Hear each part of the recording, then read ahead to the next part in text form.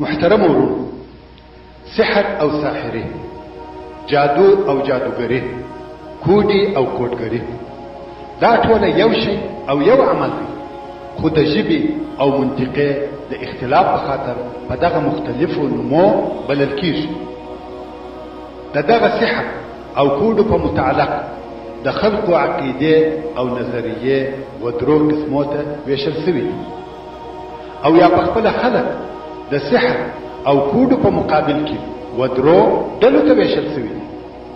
یوه هغه ډله ده چې د سحر او کوډو پر وجود یوازې دا نه چې عقیده لري بلکې د هغه سره یې سروکار هم وي، چې د دغې ډلې ځینې نفر په خپله ساحران او کوډګران سحر زده کوي او عملي کوي، او ځینې یې هغه د دوی مراجعین دي چې په خپله یې سحر نه دی زده، خو د خپلو بدو او حرامو مقصدو د پوره کولو دپاره د ساحرانو او کوډګرانو و دروازو ته ورځي.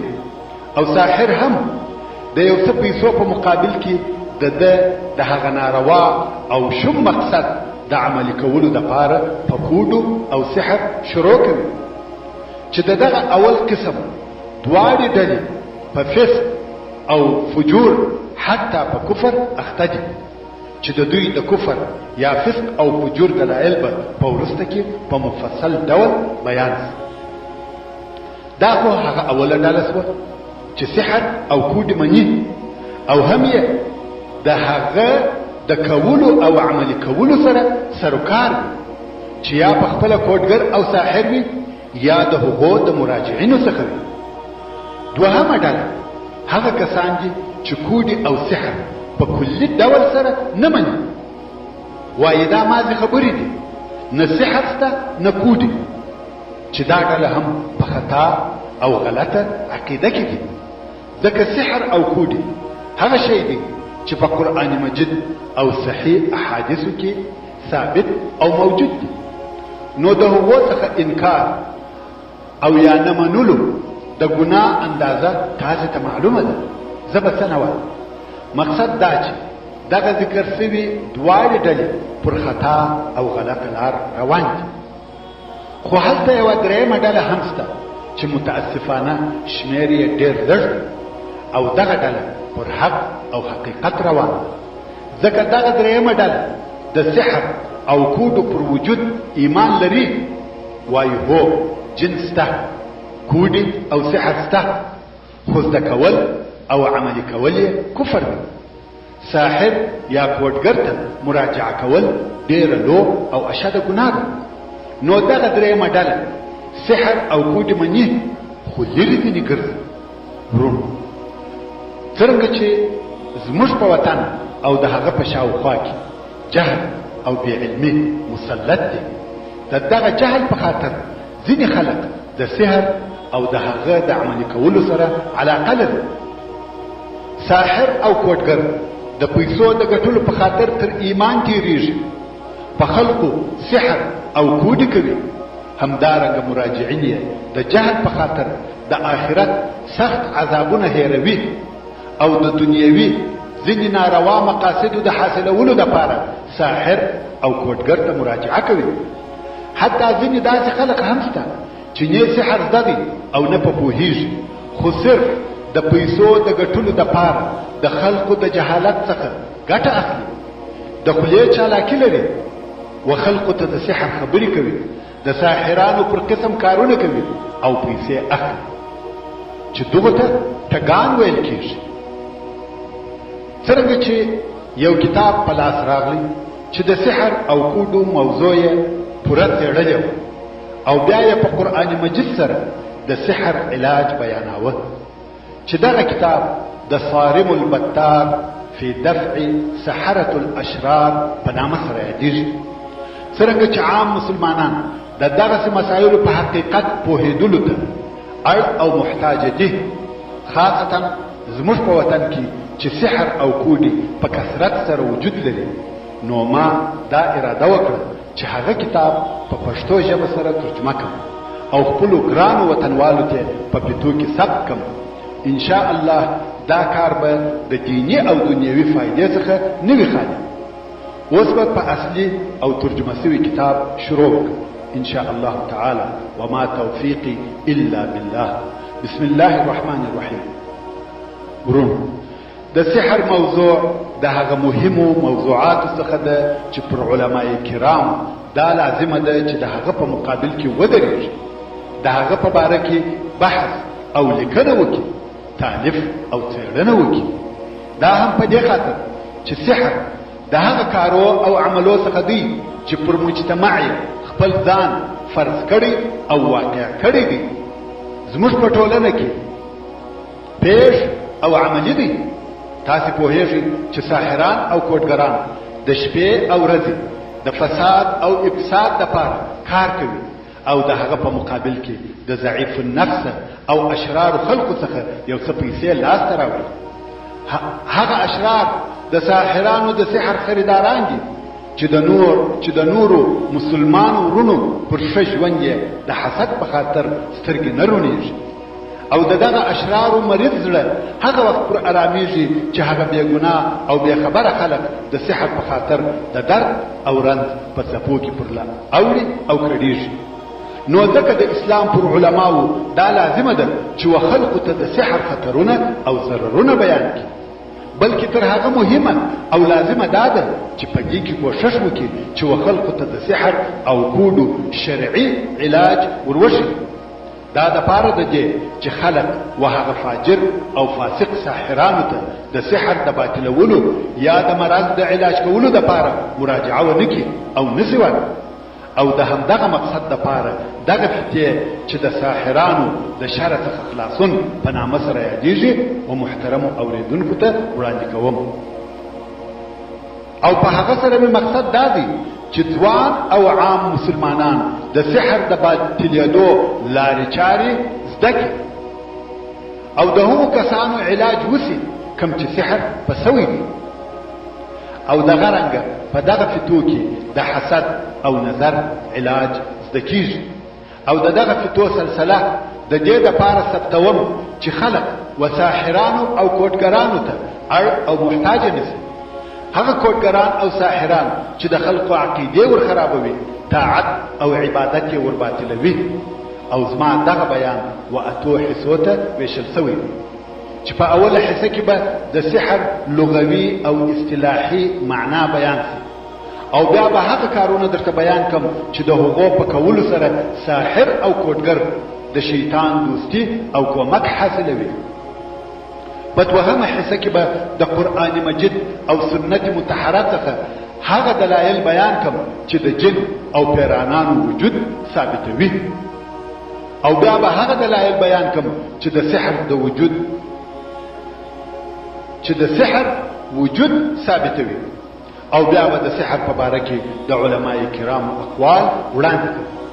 په درېیمه حصه کې به د سحر او کوډو اقسام دروښیم. په څلورمه حصه کې به د پیري د حاضرولو طریقې بیان کوم چې ساحر پیری څنګه حاضروي او په دې حصه کې اته هغه طریقې بیانېږي چې ساحران یې د پیري د حاضرولو لپاره استعمالوي. خو بیا هم هغه طریقې په پوره او کامل ډول سره نه بیانوي ځکه نه غواړم چې خلک د دغه فتو په اورېدلو د پیري د حاضرولو لارې زده کړي. او په پنځمه حصه کې به په اسلامي شریعت کې د سحر احکام بیان شي چې په هغه کې به د سحر د زده کولو حکم، د مسلمان ساحر حکم، د کتابیانو د ساحر حکم در وښول شي. او بل دا چې په سحر سره د سحر ماتول روا دي که یا او بل د سحر معجزې او کرامت په مابین کې فرق در وښول شي. په شپږمه حصه کې به د سحر د باطلېدو طریقې بیان شي لکه څرنګه چې سحر پر څو قسمه کېدلی شي نو علاج هم په څو قسمه سره کېږي. اول د جلا کېدو سحر، د هغه علامې او د هغه د باطلېدو طریقه او د هغه د علاج دپاره څو عملي طریقې. دوهم د محبت دپاره سحر، د هغه علامې او د باطلېدو طریقه او د علاج کولو یې عملی طریقې. دریم د تصور او تخیل سحر. څلورم د لیونتوب سحر. پنځم د کاهلي سحر. هغه چې نه کار کول زړه غواړي او نه د کار کولو شوق لري. شپږم سحر الهواتف، اووم د مرض سحر، اتم د وینو د بهېدو سحر، نهم د واده د ځنډولو او د هغه څخه د انکار سحر. په نهمه حصه کې د هغه سحر علاج ښوول کیږي کم چې یو سړی د خپلې ښځې د معاشرت څخه تړل شوی وي، چې په هغه حصه کې به د تړلو اقسام بیان شي او د هغه علاج به په قرآن کریم، سنت مطهره او په ځینې شرعي اذکارو سره در وښول شي. په اتمه حصه کې به نظر، د هغه تاثیر او د نظر علاج در وښول شي. د الله عز وجل څخه دا غوښتنه کوم چې په دغه فتو سره ویونکي او اوریدونکي او نشرونکي فایده حاصله کړي. اوس به په اوله حصه شروع کړو. سحر په لغت کې وچی ته وایي. سحر یو کار چې په هغه کې و شیطان ته نږدېوالی شته او د شیطان څخه کومک غوښتل کیږي. او د سحر په معنا کې دا هم ویل کیږي چې سحر یعنی یو شی د خپل حقیقت څخه و بل حال ته اړول، لکه څرنګه چې ساحر یا جادوګر باطل شی د حقیقت په شکل ښکاره کوي او یو شی په خیال او تصور کې د هغه د حقیقت څخه مخالف ویني. ابن فارس د سحر په ترجمه کې وایي سحر یعنی باطل د حق په شکل سره ښکاره کول. په محیط المحیط کې وایي سحر یعنی یو شی په شکل ښکاره کول تر داسې اندازې چې خلق په فتنه اخته کړي. دا په لغت کې د سحر ترجمه و. او په شرع کې سحر څه شي؟ امام فخر الدین الرازی وایي چې د شرع په اصطلاح کې سحر و هر هغه شی ته ویل کیږي چې په پټ سبب سره یو شی د حقیقت څخه مخالف ستا په خیال کې درګرځي او په هغه کې چم او خطا ایستل.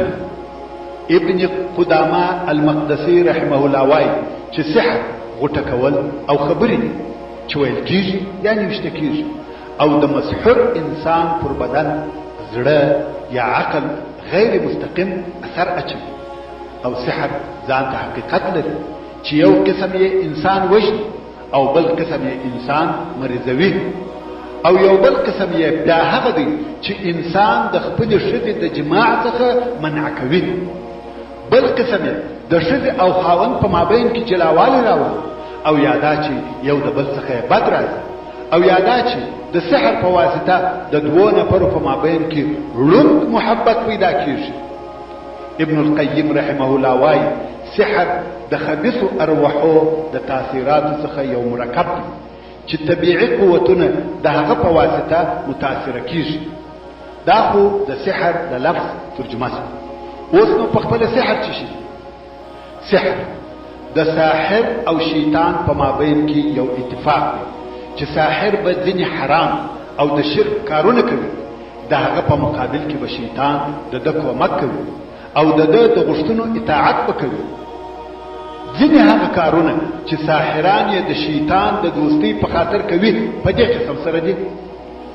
ځینې ساحران د قرآن مجید ورقې په خپلو پښو قدمو پورې تړي او د هغو سره بیت الخلا ته ورننوځي. ځینې بیا د قرآن مجید آیاتونه په قاذوراتو نجاست سره لیکي او داسې کسان هم شته چې د حیض په وینو سره یې لیکي. او ځینې بیا د قرآن مجید آیاتونه د پښو پر قدمو لیکي او پر هغه ګرځي. څوک یې سورة الفاتحه چپه لیکي، ځینې یې بیا اودس لمونځ کوي او څوک یې همیشه جنوب ګرځي. ځینې بیا د شیطان د پاره حیوانات حلالوي او د حلالېدو په وخت کې د الله عز وجل نوم نه یادوي او دغه حلال سوی حیوان په داسې ځای کې غورځوي چې شیطان یې ورښیي. او ځینې ساحران هغه کسان دي چې وستورو ته خبري او وهغو ته سجده کوي. او ځینې ساحران هغه څوک دي چې خپلې مور او لور ته ورځي. او ځینې ساحران داسې طلسمونه لیکي چې په یوه چې په یوه غیر معروفه او غیر مشهوره ژبه سره وي چې هغه د کفر جملې او کلمې وي، نو د دغه معلوماتو په خاطر موږ ته دا را معلومه شوه چې پیری د ساحر کومک او خدمت بې له قیمته او اجورې نه کوي، بلکې څه واخله څه راکړه. ورونو دا خبره بالکل غلطه ده چې وایي د فلاني پیرانان تابع دي، نه متابعت شته نه اطاعت، بلکې هلته یوه سودا او معامله ده، خدمت د خدمت په مقابل. او هر څونه چې ساحر په خپل کفر کې شدید او پر مخ تللی وي هغونه شیطان اطاعت کوي او اوامر یې ژر عملي کوي. او که کوم وخت ساحر د شیطان د کفري اوامرو په اطاعت کې قصور او کوتاهي وکړي، شیطان د خدمت نه کوي او امر یې نه مني. مقصد دا چې ساحر او شیطان د الله عز وجل په معصیت او نافرمانی کې دوه ملګري دي. او کته د ساحر و مخ په دقت سره وګوري دغه زما د خبرو صحت به د ښکاره سي، ځکه ته به د ده په مخ کې د کفر تاریکۍ ووینې، وبه وینې چې د ده پر مخ د کفر تیاره داسې غوړېدلې ده لکه توره اوریت. که ته د ساحر په نږدې ژوند خبر سي وبه وینې چې په یوه ډېر بدبخته ژوند مبتلا دی، د خپلې ښځې سره، د خپل اولاد سره، حتی د خپل ځان سره یې ژوند تریخ دی. ساحر آرام او فارغ خوب نسی کولی، بلکې په خوب کې په کراتو او مراتو بیریږي. اضافه پر دې پیرانان ډېر ځله د ده ښځه د ده اولادونه ازاروي، د دوی په مابین کې اختلاف او جنجالونه پیښوي. الله عز وجل فرمایي ومن اعرض عن ذکری فإن له معیشة ضنکا، یعنی هر چا چې زما د ذکر څخه مخ واړاوه بېشکه چې ده لره په دنیا کې تنګ ژوند دی. څوک چې د الله عز وجل یاد او ذکر پرېږدي ژوند یې تریخ دی، خوښي او خوشحالي به نه وي پکښې. محترم ورونو، اوس به د صارم البتار په دوهمه حصه شروع کړو. په دې حصه کې به د قرآن مجید او سنت مطهره څخه هغه دلایل درته بیان سي چې د جن پر وجود دلالت کوي. تر هغه وروسته به د قرآن مجید او سنت مطهره څخه هغه دلایل بیان سي چې د سحر پر وجود دلالت کوي. او بیا به د سحر په متعلق د علماء کرامو اقوال درته بیان کوي. ورونو، د جن او سحر په مابین کې ډېره قوي علاقه شته، بلکې پیرانان او شیطانان په سحر کې اساسي عامل دي. د سحر په اجرا کولو کې مهم رول لري، خو په اوسنۍ زمانه کې ځینې داسې کسان شته چې د پیرانانو پر وجود انکار کوي، وایي پیرانان نشته، او په دغه خاطر د سحر پیښېدل هم نه مني و سحر ته عقیده نه لري. نو زه به په اختصار سره د قرآن مجید هغه آیاتونه تلاوت کوم چې د پیرانانو وجود ثابتوي. الله عز وجل د سورة الاحقاف په 29 نمبر آیات کې فرمایي وَإِذْ صَرَفْنَا إِلَيْكَ نَفَرًا مِنَ الْجِنِّ يَسْتَمِعُونَ الْقُرْآنَ. او بیا الله عز وجل د سورة الانعام په 130 نمبر آیات کې فرمایي یا معشر الجن والانس ألم يأتكم رسل منكم يقصون عليكم آياتي وينذرونكم لقاء يومكم هذا. او بیا عز وجل د سورة الرحمن په 30 نمبر آیات کې فرمایي یا معشر الجن والانس ان استطعتم ان تنفذوا من اقطار السماوات والارض فانفذوا لا تنفذون الا بسلطان. مقصد دا چې د جن د وجود په باره کې په قرآن مجید کې ډېر آیاتونه او دلایل شته چې مشهور او معروف دي، خو یو مهم او کافي دلیل دا دی چې په قرآن مجید کې د جن په باره کې یو کامل صورت موجود دی او د سورة الجن په نامه سره یادېږي، بلکې د جن د وجود لپاره فقط دغه کافي دی چې د جن لفظ 22 واره په قرآن مجید کې ذکر شوی دی. او بیا د جان لفظ چې دا هم وپیری ته ویل کېږي 2 واره ذکر شوی دی. د شیطان لفظ اتشبه واره په قران مجید کې ذکر شوی دی او د شیاطین لفظ ولس واره ذکر شوی دی چې دا ټول جن جان شیطان او شیاطین و بیرې ته ویل کېږي. او اوس به د سنت مطهره څخه هغه احادیث درته بیان کوم چې د جن یا پیري په وجود دلالت کوي. اگر چې په دغه باره کې ډېر زیات احادیث ته خو زه به د جن د وجود د اثبات لپاره فقط په لسو مبارکو احادیثو کفایت وکم چې په هغه ټولو کې د جن وجود ذکر شوی او ثابت شوی دی. اول په هغه حدیث شریف کې چې امام مسلم یې روایتوي د عبد الله ابن مسعود رضی الله تعالی عنه څخه روایت دی وایي یو شپه موږ د رسول الله صلی الله علیه و آله وسلم سره وو چې دی علیه الصلاة والسلام راڅخه ورک نو موږ په غرو او شیلو کې سګرځېدو خو پیدا مو نه کړ. نو موږ وویل چې یو چا په ډېره چابکي سره پرې ولیدو او یا د یو چا د طرفه وژل شوی دی. نو ډېره بده شپه را باندې تېره شوه. کم وخت چې سهار شو که ګورو چې رسول الله صلی الله علیه و آله وسلم د حرا د طرفه را رهي شوی دی.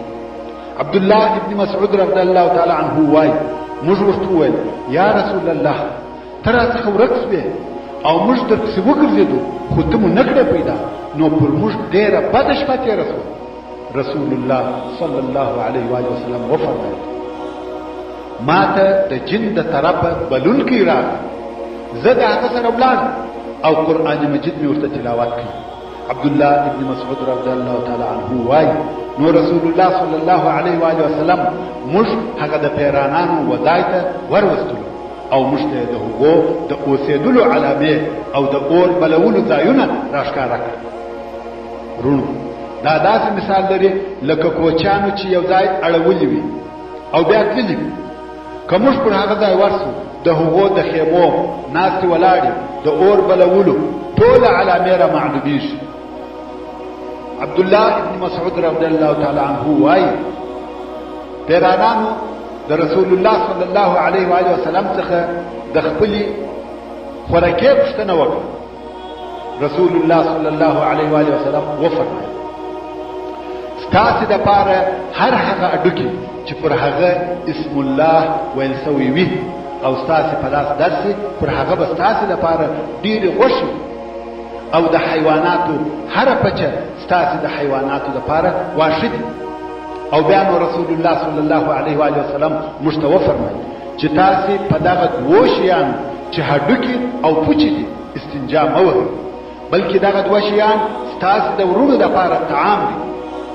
دوهم په هغه حدیث شریف کې چې امام مالک امام بخاری ابن ماجه او نسائی روایتوي د ابي سعید الخدري رضی الله تعالی عنه څخه روایت دی چې وایي رسول الله صلی الله علیه و آله وسلم راته وویل زه تا وینم چې پسونه او صحرا کې خوښ دي نو که ته کم وخت په خپلو پسو او صحرا کې وې او د لمانځه دپاره دې اذان کاوه نو په دې نو دې په اذان سره آواز لوړوه ځکه د مؤذن آواز نه جن اوري نه انس او نه بل شی مګر د قیامت په ورځ د ده دپاره شاهدي ادا کوي.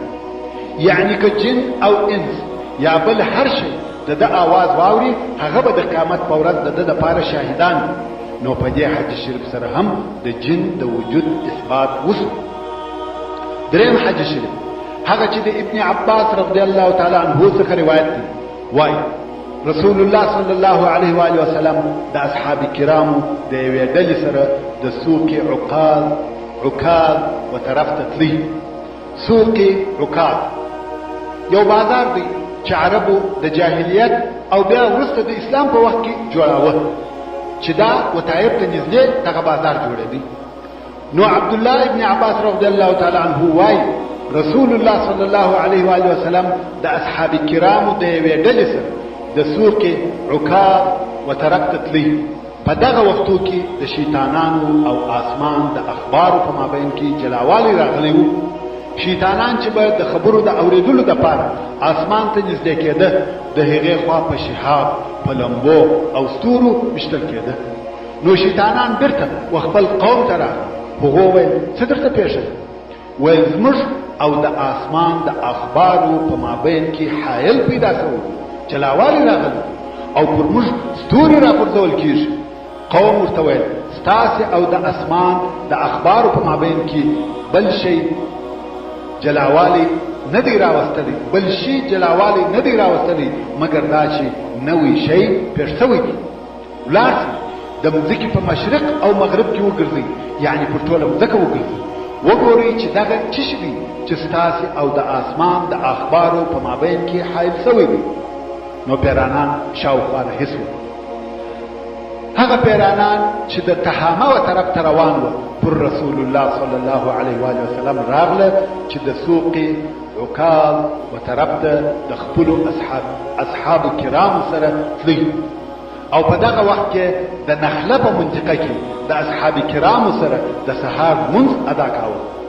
کم وخت چې پیرانانو قرآن مجید واورېدل نو یې وویل په والله دا هغه شی دی چې زموږ او د آسمان د خبرو په مابین کې حایل شوی دی. او د دغه ځای څخه بیرته خپل قوم ته راوګرځېدل او ویل یا قوم موږ عجبه قرآن واورېدل چې ورشد حق لارې ته هدایت کوي، نو موږ پر هغه ایمان راوړو او موږ زموږ د رب سره هیڅوک نه شریکوو. او بیا نو الله عز وجل پر خپل رسول صلی الله علیه و آله وسلم دغه آیاتونه نازل کړل.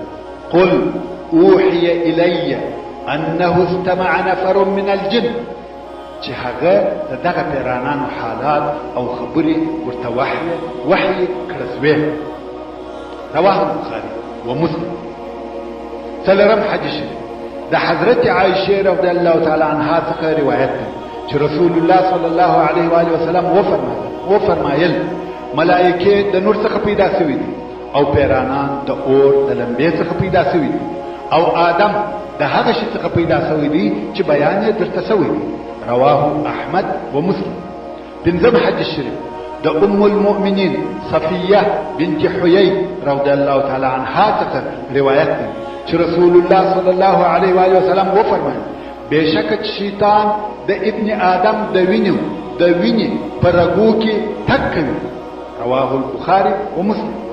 شپږم حدیث شریف د عبد الله ابن عمر رضی الله تعالی عنه څخه روایت دی چې رسول الله صلی الله علیه و آله وسلم وفرمایل ستاسو څخه هر څوک یا یو د تاسو څخه چې خوراک کوي نو دې پراسته لاس خوري او کوم وخت چې شل کوي پراسته لاس یې چشي، ځکه چې شیطان په چپه لاس خوړل او چشل کوي.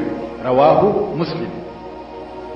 اوم حدیث شریف د ابو هريره رضی الله تعالی عنه څخه روایت دی چې رسول الله صلی الله علیه و آله وسلم وفرمایل هیڅ داسې مولود نشته، یعنی هیڅ داسې کوچنی نه پیدا کیږي چې د زیږیدلو په وخت کې دی په ګوته سره ونه وهي او هغه کوچنی دغه وهلو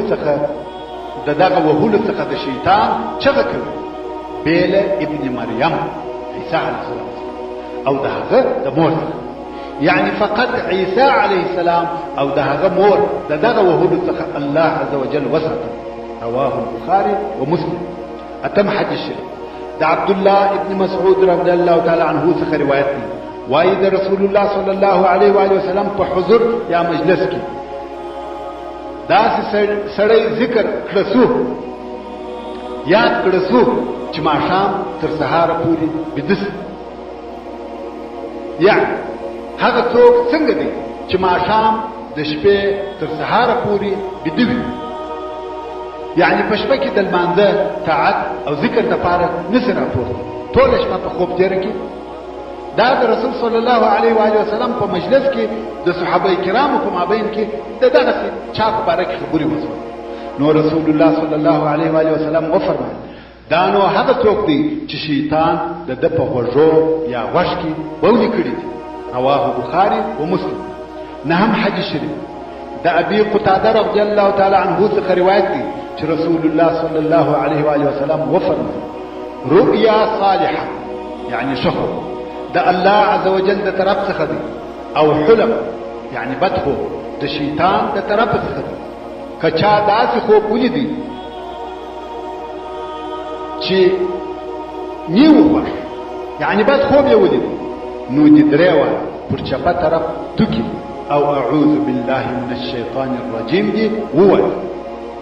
نو دغه خوب ضرر نه ورسوي. رواه بخاري ومسلم. لسم حدیث شریف د ابي سعيد الخدري رضي الله تعالى عنه څخه روایت دی چې رسول الله صلی الله علیه و آله وسلم وفرمایل که یو ستاسو ارجمۍ وخښه نو د لاس پر خوله نیسي ځکه چې شیطان یې په خوله ننوځي. رواه مسلم. ورونو د پیرانانو د وجود په متعلق ډېر زیات احادیث ته، خو دغه ذکر سوي احادیث د هغه چا دپاره چې د حق طلب کوي بس او کافي دي. او دغه ذکر سوي احادیثو څخه موږ ته دا را معلومه سوه چې د پیرانانو او شیطانانو وجود داسې یو حقیقت دی چې په هغې کې هیڅ شک نشته. د پیرانانو د وجود څخه انکار یا په هغې کې دلایل ویل بې له هغه کسانو څخه چې د نفس او هوا متابعت کوي او د الله عز وجل لارښوونه پرېږدي بل څوک نه کوي. ورونو د مسلمانانو په مابین کې د هر مقصد د اثبات لپاره د یوه آیات یا یوه حدیث بیانول کافي دي. خدا چې ما مکرر آیاتونه او بیا لس احادیث بیان کړل، یو خو په یقیني ډول سره د جن د وجود اثبات وسو او بل د هغو په بیانولو سره د احادیثو په احکامو او فوائدو هم خبر سو. او باید دغه محمدي لار او باید دغه محمدي لارښوونې په خپل ژوند کې عملي کړو. اوس چې د پیري وجود په قطعي ډول سره ثابت سو، د سحر پر وجود به دلایل درته وړاندې کوم. اول د قرآن مجید هغه آیاتونه تلاوتوم چې د سحر پر وجود دلالت کوي، او بیا به هغه احادیثو ته غوږ ونیسو چې په سنت مطهره کې د سحر پر وجود دلیل بلل کېږي. اولا د قرآن مجید څخه دلائل. الله عز وجل د سورة البقره په 102 نمبر آیات کې فرمایي: واتبعوا ما تتلو الشياطين على ملك سليمان وما كفر سليمان ولكن الشياطين كفروا يعلمون الناس السحر وما أنزل على الملكين ببابل هاروت وماروت وما يعلمان من أحد حتى يقولا إنما نحن فتنة فلا تكفر فيتعلمون منهما ما يفرقون به بين المرء وزوجه وما هم بضارين به من أحد إلا بإذن الله ويتعلمون ما يضرهم ولا ينفعهم ولقد علموا لمن اشتراه ما له في الآخرة من خلاق ولبئس ما شروا به أنفسهم لو كانوا يعلمون ولو أنهم آمنوا واتقوا لمثوبة من عند الله خير لو كانوا يعلمون. او باهم الله عز وجل د سورة يونس په 70 نمبر آیات کې فرمایي: قال موسى أتقولون للحق لما جاءكم أسحر هذا ولا يفلح الساحرون. داهم الله عز وجل د سورة يونس په 80 نمبر آیات کې فرمایي: فلما ألقوا قال موسى ما جئتم به السحر إن الله سيبطله إن الله لا يصلح عمل المفسدين.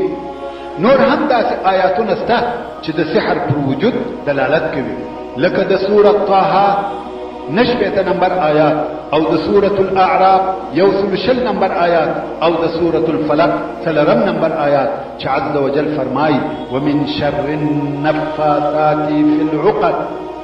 امام قرطبي رحمه الله وایي چې نفاثات هغه ساحره ښځې دي چې د سحر په وخت کې تار غوټه کوي او پر پوکي. حافظ ابن كثير رحمه الله د ومن شر النفاثات في العقد په ترجمه کې وایي چې مجاهد، عکرمه، حسن، قتاده او ضحاک ټول یې په ساحرو کوټګرو ښځو سره ترجمه کړي.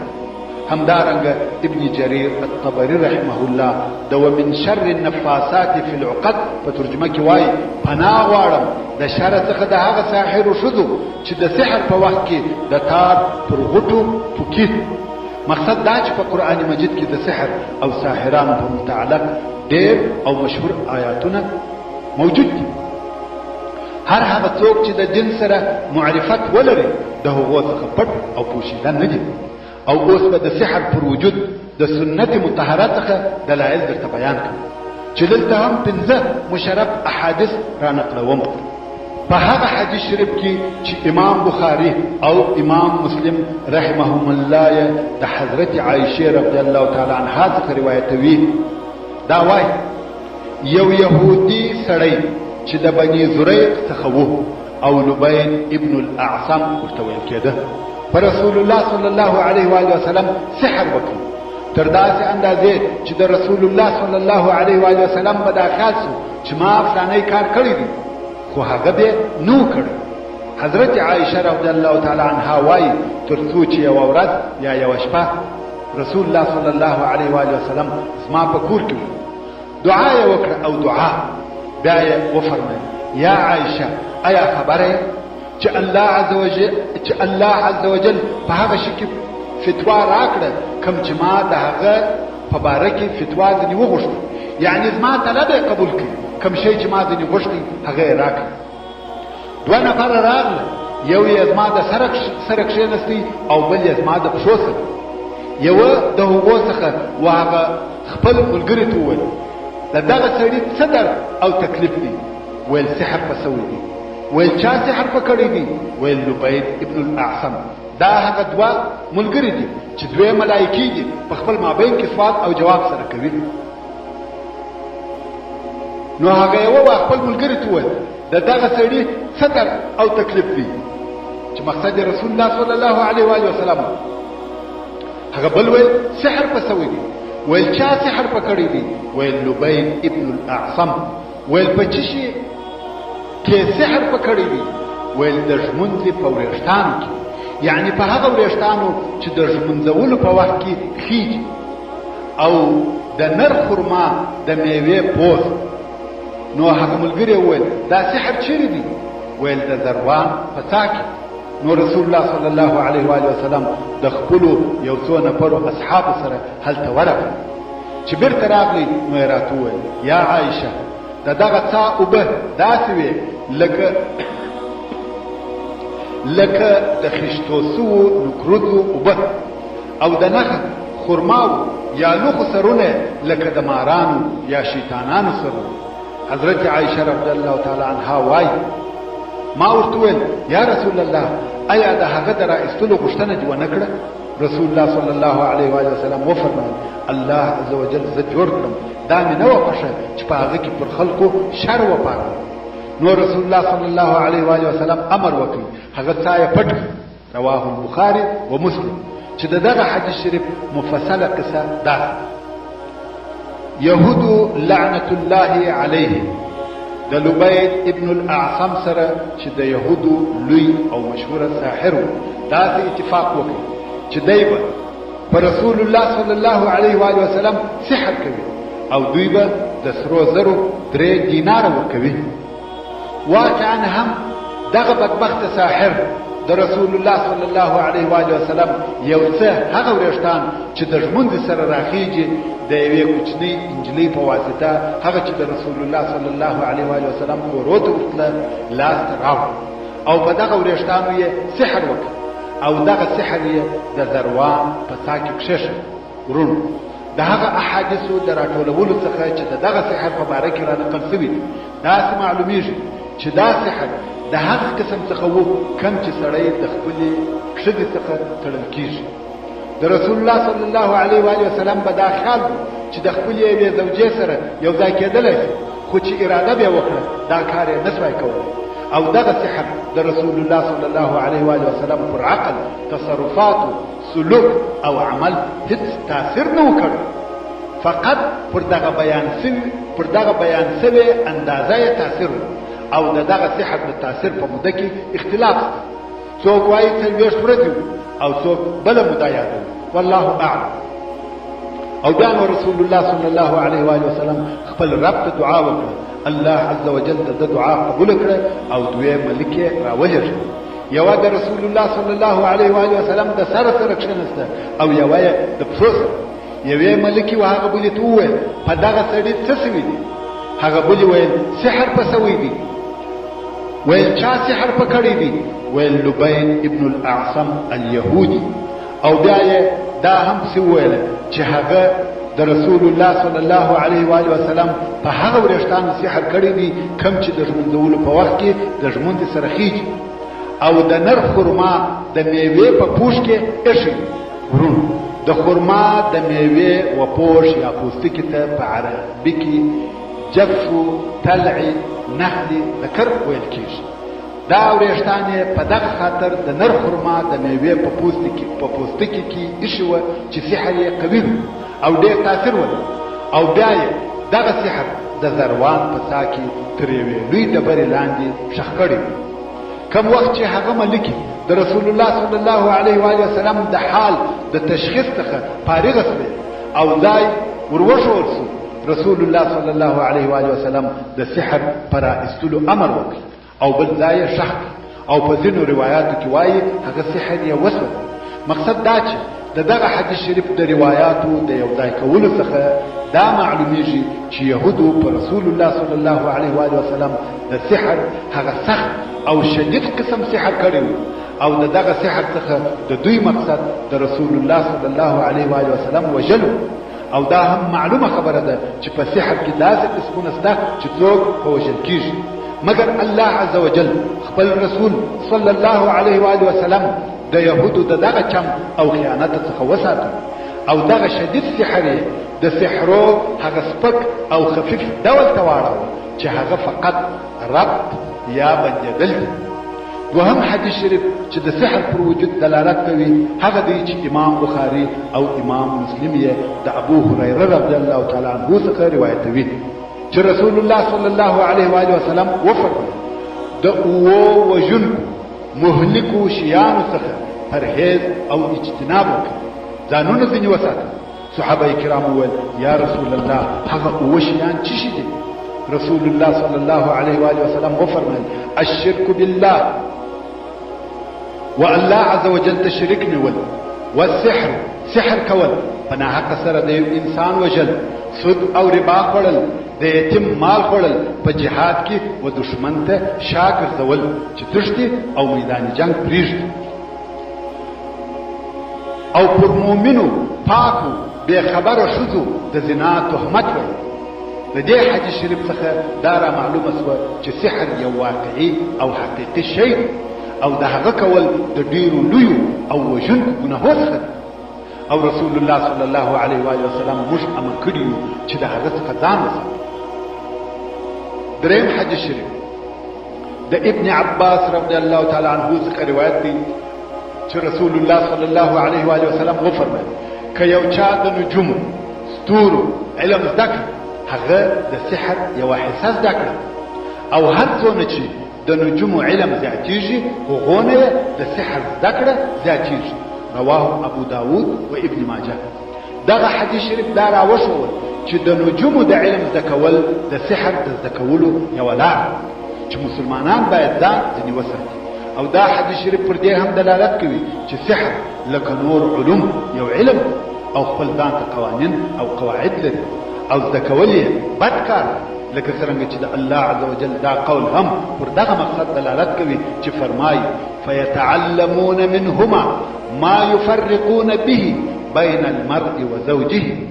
څلورم حدیث شریف د عمران ابن حسین رضی الله تعالی عنه څخه روایت دی چې رسول الله صلی الله علیه و آله وسلم وفرمایل ليس منا من تطير او تطير له او تكهن او تكهن له او سحر او سحر له ومن اتى كاهنا فصدقه بما يقول فقد كفر بما انزل على محمد صلى الله عليه واله وسلم. ورونو د حدیث شریف د ترجمه د پوهېدلو لپاره لږ تفصیل ته ضرورت شته. هغه دا چې د جاهلیت په وختو کې د عربو دا عادت کوم وخت چې به د یو سفر اراده وکړه نو به یو مرغه په هوا ایله کړ. که به دغه مرغه وراسته طرف ته ولاړي دا یې نیکفالي بله، نو به په هغه سفر رهي سو. او که به مرغه پر چپه طرف په هوا سو دا یې بدفالي بله، نو به هغه سفر پرېښه. چې دغه د مرغه ایله کولو ته تطیر ویل کېږي. خو د اسلام مبارک دین دغه کار منع کړي. په اسلام کې بدفالي نشته. دا چې څوک کرکه کوي او وایي فلانی شی پر موږ نه دی، دا کار د شرع څخه مخالف دی. نو رسول الله صلی الله علیه و آله وسلم فرمایي هغه څوک زموږ څخه نه دی چې د دغه مقصد دپاره مرغه په هوا کوي او یا د ده دپاره بل څوک مرغه په هوا کې، او هغه څوک زموږ څخه نه دی چې وایي زه په غیبو لطفا فتا واړه.